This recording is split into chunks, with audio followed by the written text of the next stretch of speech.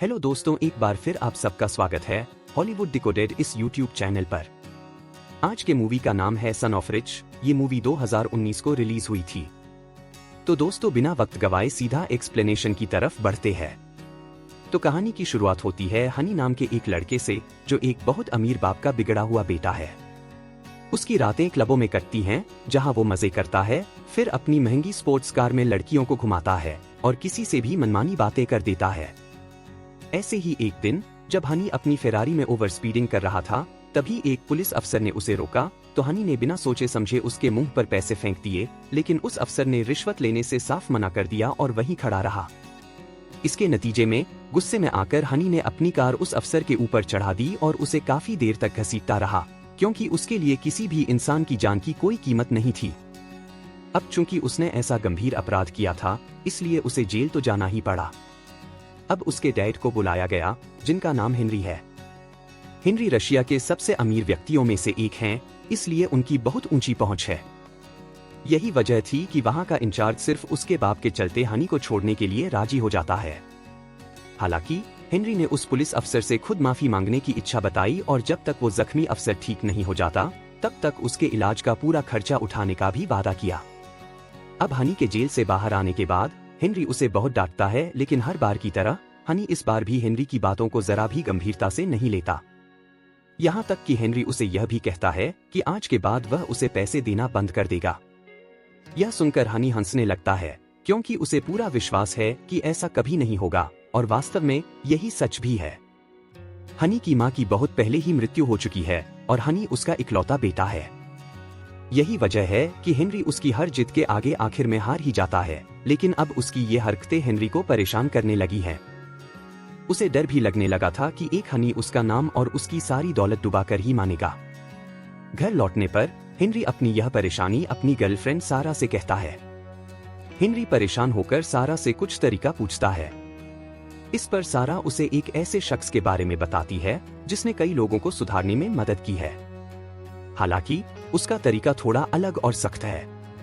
अगले दिन हेनरी और सारा उस शख्स के घर जाते हैं।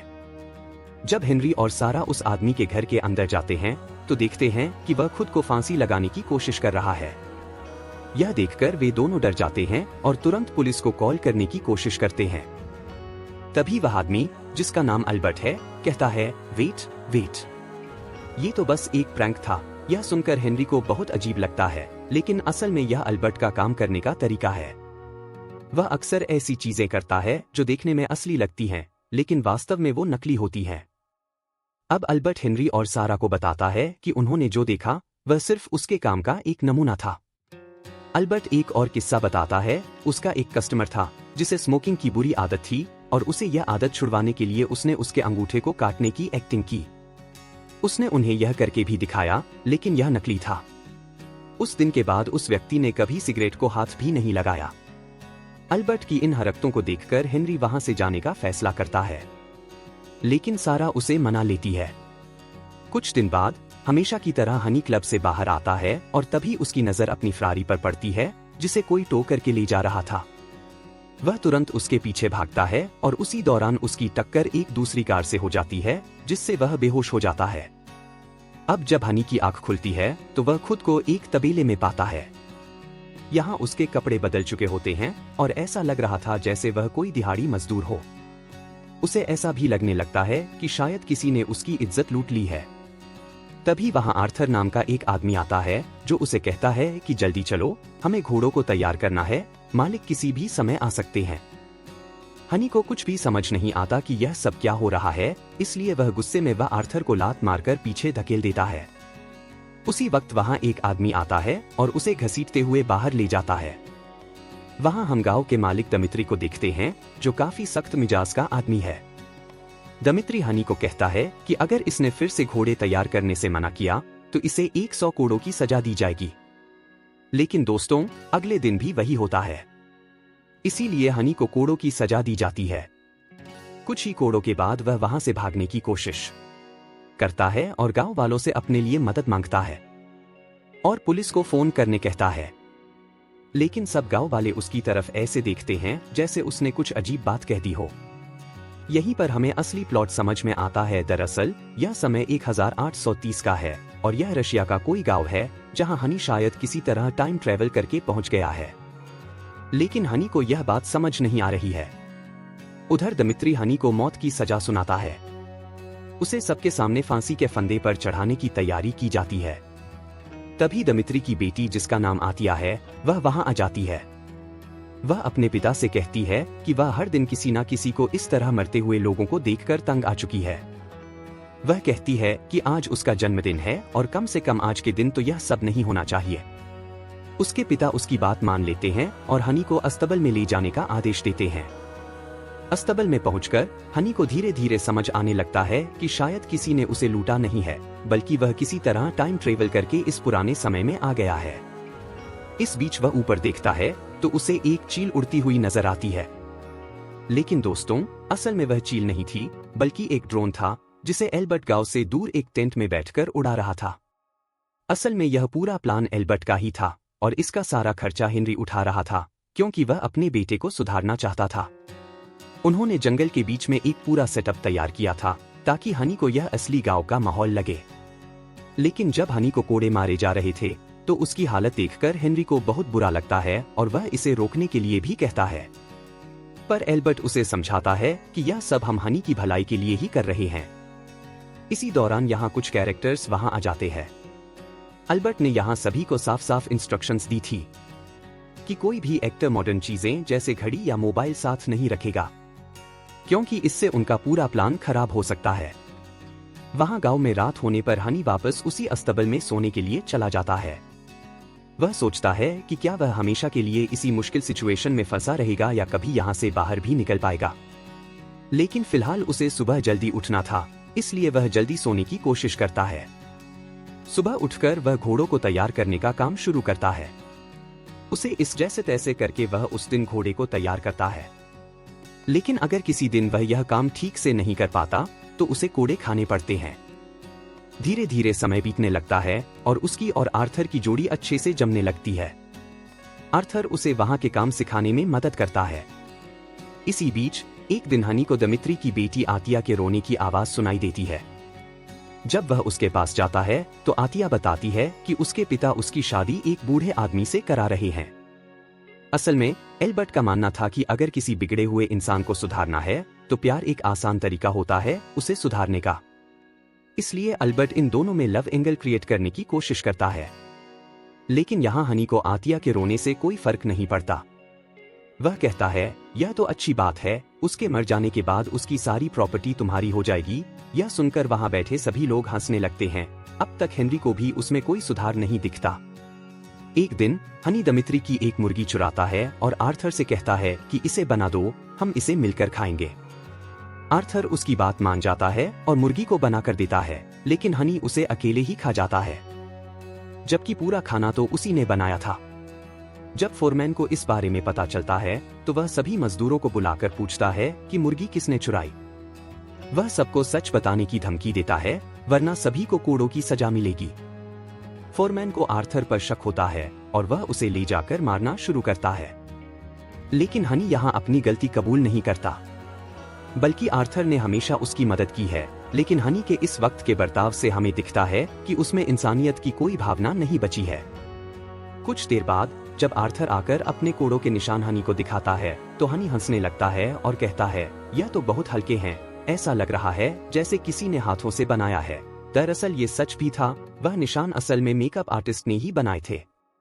इतने में हनी एक नई कैरेक्टर त्रिशा को देखता है, जिसका काम इस प्रोजेक्ट में घोड़ों को संभालना था। लेकिन वह जाते समय घोड़ों से गिर जाती है और हनी उसकी मदद करने के लिए पास जाता है, जिससे वह उसके ऊपर गिर जाता है। एक फॉल्ट होता है, त्रिशा ने गुची का परफ्यूम लगाया था जिसकी खुशबू हनी को आती है। लेकिन जब वह उससे इस बारे में पूछने ही वाला था तब तक त्रिशा वहां से जा चुकी होती है। यहाँ हेनरी को यह सब ठीक नहीं लग रहा था, क्योंकि उसका कहना था कि अगर हनी को पता चला तो वह सभी को जेल में डलवा सकता है और अब तक तो उसमें कोई बदलाव नहीं आ रहा है। तभी एल्बर्ट को पता चलता है कि हनी त्रिशा को ढूंढ रहा है माफी मांगने के लिए। ये बात शॉकिंग थी, यहाँ हनी पहली बार अपने मूल स्वभाव से अलग बिहेव कर रहा था।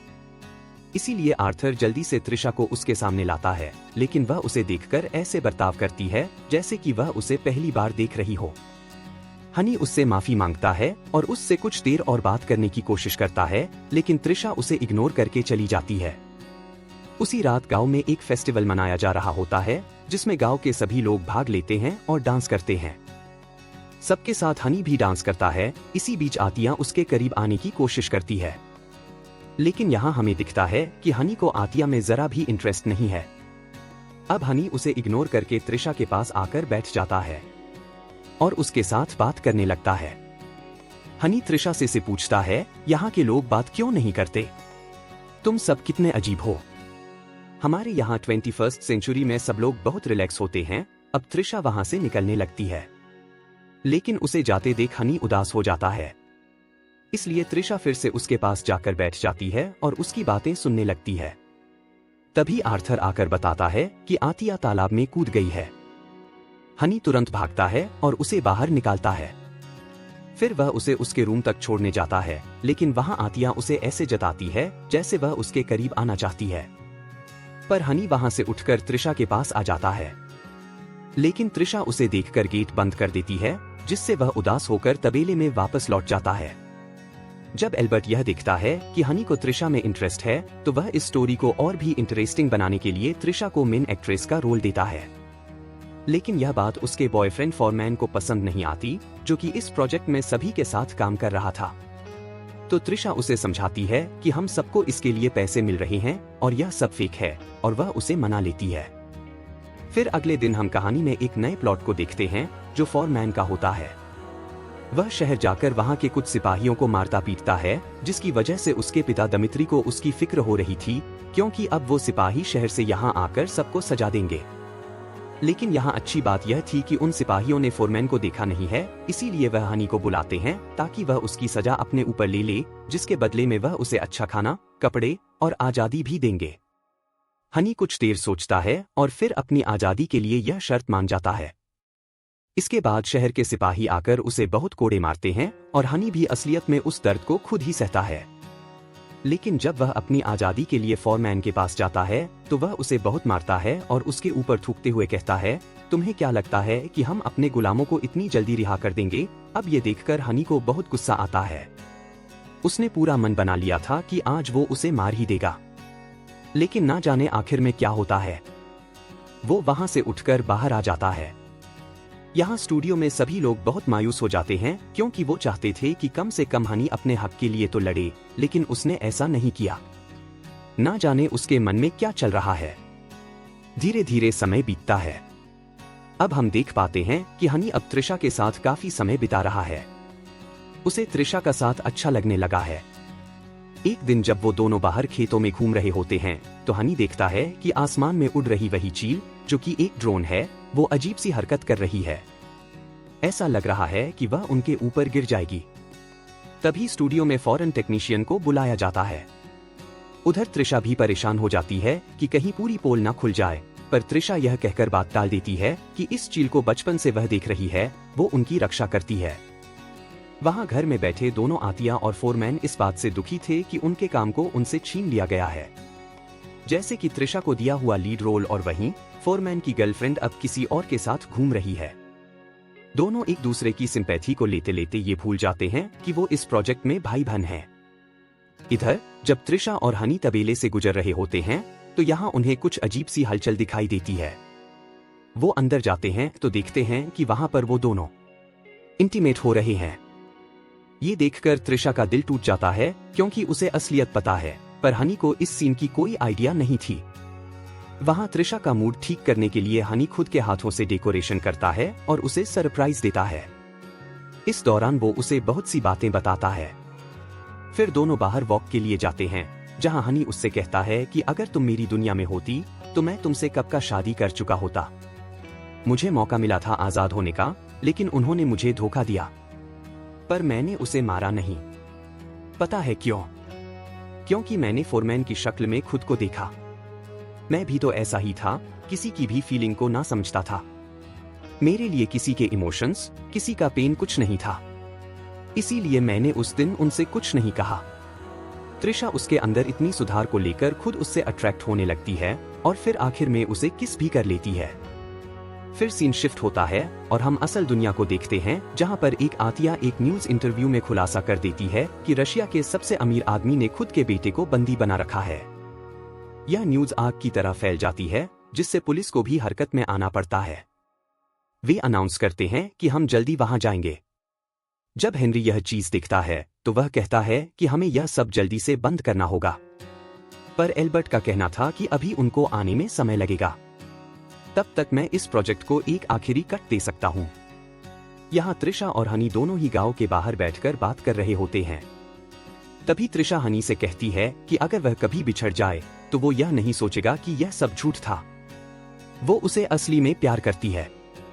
उसे अच्छे से पता था कि आज का दिन इस प्रोजेक्ट का आखिरी दिन है, पर वो उसे सच में प्यार करने लगी थी। इस बीच वहां पर आर्थर आकर उन्हें बताता है कि मंगोल्स ने गांव पर हमला कर दिया है, हम सभी को चलना होगा। त्रिशा आर्थर के पीछे पीछे जाने लगती है, लेकिन हनी ये सुनकर काफी डर गया था, इसीलिए वह गांव से बाहर भागने लगता है। लेकिन फिर उसे त्रिशा का ख्याल आता है और वह वापस आता है। वो देखता है कि मंगोल गांव की कुछ लड़कियों को पकड़कर जबरदस्ती कर रहे हैं, गांव के लोगों को मार रहे हैं। इतने में मंगोल त्रिशा को भी पकड़ लेते हैं, तो वो हनी से मदद मांगती है। त्रिशा के आंखों में आंसू थे और उसे पूरी उम्मीद थी कि वह उसकी मदद के लिए आएगा, पर हनी डर के वहां से तबेले की ओर चला जाता है। ये देखकर स्टूडियो में बैठे उसके पिता कहते हैं कि सब कुछ खत्म हो गया, इसका कुछ नहीं होगा, चलो यह सब बंद करो। लेकिन एल्बर्ट को यकीन था कि वह जरूर आएगा। इस बीच हनी के ऊपर वही चील उड़ने लगती है जो ड्रोन है, पर त्रिशा ने उसे बताया था कि यह उसकी देवी है जो उनकी मदद करेगी। हनी को लगता है कि शायद वह भी उससे यही कहना चाह रही है कि जाकर त्रिशा की मदद करो। फिर क्या था, वह हीरो की तरह घोड़े पर बैठकर उन सभी मंगोलों के बीच में घुसकर त्रिशा को बचा लेता है और उसे लेकर गांव से दूर जाने लगता है। ये देखकर स्टूडियो में सभी लोग बहुत खुश होते हैं। इतने में वहां पर पुलिस आ जाती है, पर ये लोग कहते हैं कि वहां पर शूटिंग चल रही है। असल में त्रिशा और हनी भी उस गांव के लोकेशन से काफी दूर निकल चुके थे, इसलिए पुलिस को यहाँ कोई नहीं मिलता और वो वहां से चले जाते हैं। इस बीच हम देखते हैं कि वे दोनों घोड़ों के साथ रोड पर आ जाते हैं, जहां उन्हें एक पेट्रोल पंप दिखाई देता है। इससे हनी एकदम हैरान हो जाता है और यहाँ वह कुछ पूछ पाता कि तभी एक एरो आकर उसे लगती है और वो वहीं बेहोश हो जाता है। जब उसकी आंख खुलती है तो वह अपनी कार के सामने खड़ा हुआ था। उसे कुछ समझ नहीं आ रहा था कि असल में यह सब क्या हो रहा है। क्या त्रिशा बस एक सपना था? क्या उसने वह सारे दिन जो गांव में बिताए वो बस एक वहम था या फिर हकीकत? पर उसके पास इसका कोई जवाब नहीं था। अब उसने अपनी पहली जिंदगी में वापस लौटने की बहुत कोशिश की, पर ऐसा हो नहीं पा रहा था। एक दिन हनी उस ऑफिसर के पास जाता है जिसे उसने कुचल दिया था। हनी उससे माफी मांगता है। जी हाँ दोस्तों, उसने उससे माफी मांगी और अपनी फरारी उसे गिफ्ट करके वहां से वापस आ जाता है। अब इसी तरह से एक दिन जब वह क्लब में होता है तो उसे वहां पर फॉरमैन और आतिया दिखाई देते हैं। वह तुरंत जाकर त्रिशा के बारे में पूछता है, लेकिन वे ऐसा रिएक्ट करते हैं जैसे उन्होंने उसे पहली बार देखा हो। इस समय तक हनी को भी लगने लगा था कि शायद जो कुछ भी उसने देखा वह एक सपना था, इसलिए वह उनसे सॉरी कहकर वहां से चला जाता है। पर आतिया को उसकी इस हालत पर तरस आता है। वह उसे ले जाकर एक हॉर्स यार्ड में छोड़ती है। यहाँ हनी को त्रिशा दिखती है। अब हनी त्रिशा से पूछता है कि क्या जो कुछ भी गांव में उनके बीच था वो सच था? त्रिशा अपना सर हिलाकर उसे अपना जवाब दे देती है। अब हम देखते हैं कि वह दोनों हेनरी के पास आ जाते हैं, जो त्रिशा को उसके साथ देखकर डर जाता है। फिर त्रिशा कहती है कि उसने हनी को सब कुछ सच बता दिया है, जिसके लिए आज हनी खुद अपने पिता के पास उन्हें थैंक यू कहने के लिए आया है, क्योंकि उन्होंने उसे उसकी जिंदगी की सही वैल्यू बताई और एक अच्छा इंसान बनाया। सभी बहुत खुश थे, क्योंकि यही तो वे चाहते थे। कहानी के आखिरी सीन में हम देखते हैं कि एक और अमीर लड़के को उसी गांव में लाया गया है, जिसका इंचार्ज अब हनी है। इस तरह यह कहानी यहीं पर खत्म हो जाती है।